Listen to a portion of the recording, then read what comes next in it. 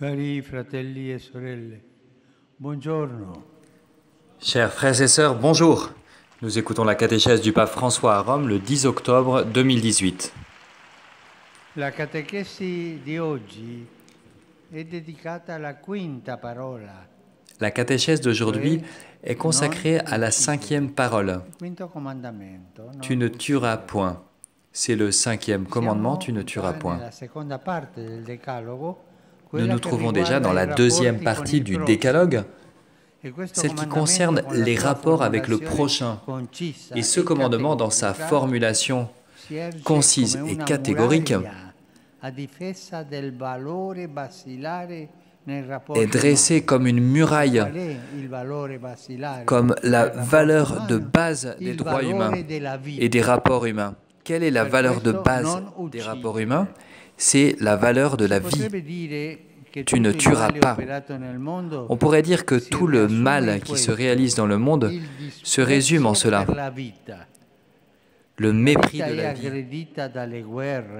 La vie est attaquée par les guerres, par les organisations qui méprisent l'homme, qui exploitent l'homme.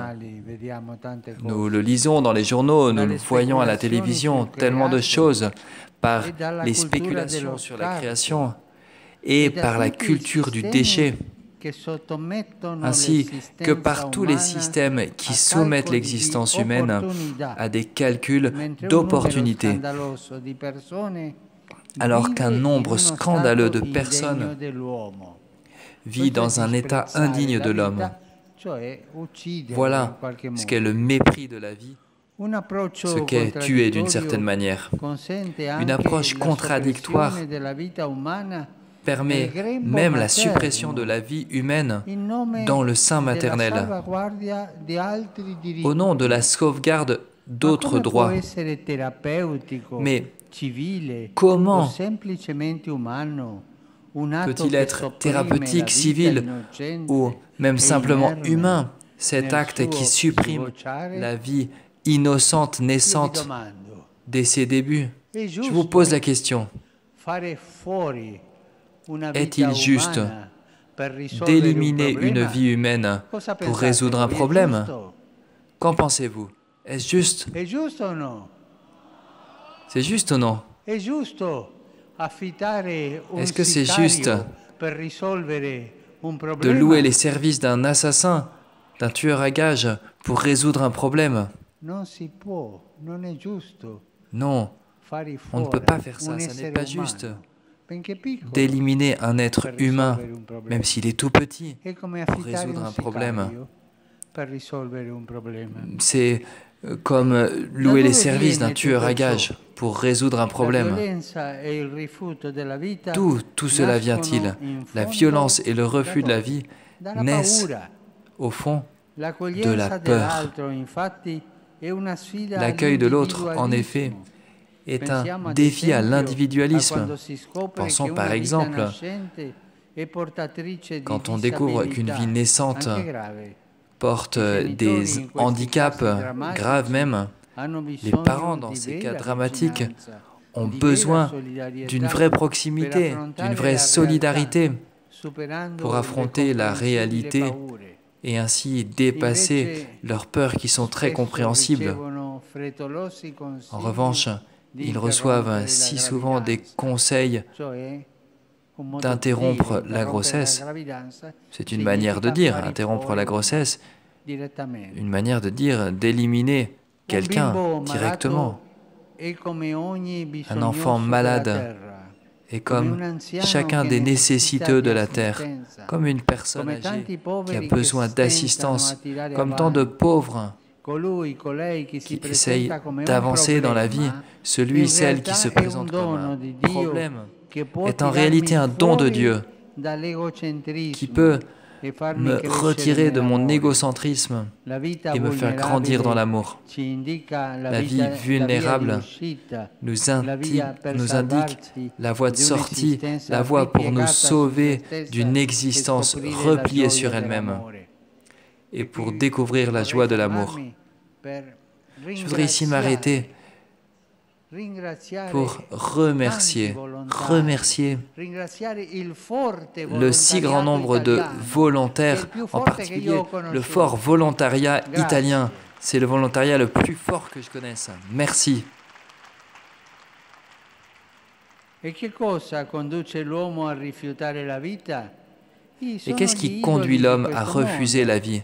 Eh bien, ce sont les idoles de ce monde. L'argent. Il vaut mieux se débarrasser d'un tel parce qu'il coûtera de l'argent. Le pouvoir, le succès, ce sont des paramètres erronés pour évaluer la vie. La seule mesure authentique de la vie, c'est quoi? C'est l'amour. L'amour dont Dieu aime. L'amour dont Dieu aime la vie. Voilà la mesure.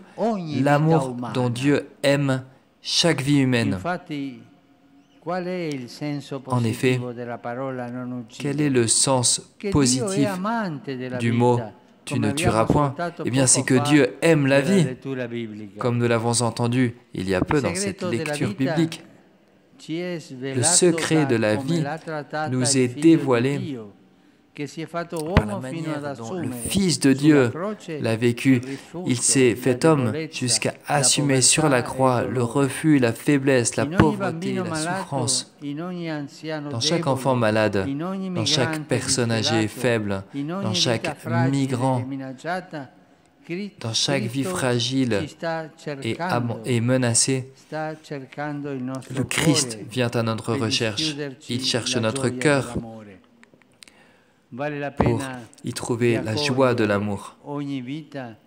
Cela vaut la peine d'accueillir chaque vie, car chaque homme vaut le sang du Christ lui-même.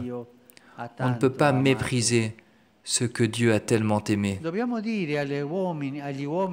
Il nous faut dire aux hommes et aux femmes du monde, ne méprisez pas la vie. La vie des autres, mais aussi votre propre vie. Car cette vie qui est la vôtre vaut, pour cette vie qui est la vôtre, vaut aussi le commandement « tu ne tueras point ». Il y a tant de jeunes auxquels il faut dire « ne méprise pas ta propre existence ». Arrête de refuser l'œuvre de Dieu. Tu es une œuvre de Dieu. Ne te méprise pas. Ne te sous-estime pas par les dépendances qui te ruineront, qui te porteront à la mort. Que personne ne mesure la vie selon les tromperies de ce monde, mais que chacun s'accueille soi-même, accueille les autres au nom du Père qui nous a créés. Il aime la vie. C'est beau, n'est-ce pas, de dire que Dieu aime la vie. Disons-le tous ensemble. Dieu aime la vie. Tous ensemble. Un peu plus fort. Dieu aime la vie. Encore une fois. Dieu aime la vie. Merci. Et nous tous, lui sommes tellement chers qu'il a envoyé son Fils pour nous. Dieu, en effet, nous dit l'Évangile, a tellement aimé le monde qu'il a donné son Fils unique pour que quiconque croit en lui ne meure pas, mais obtienne la vie éternelle.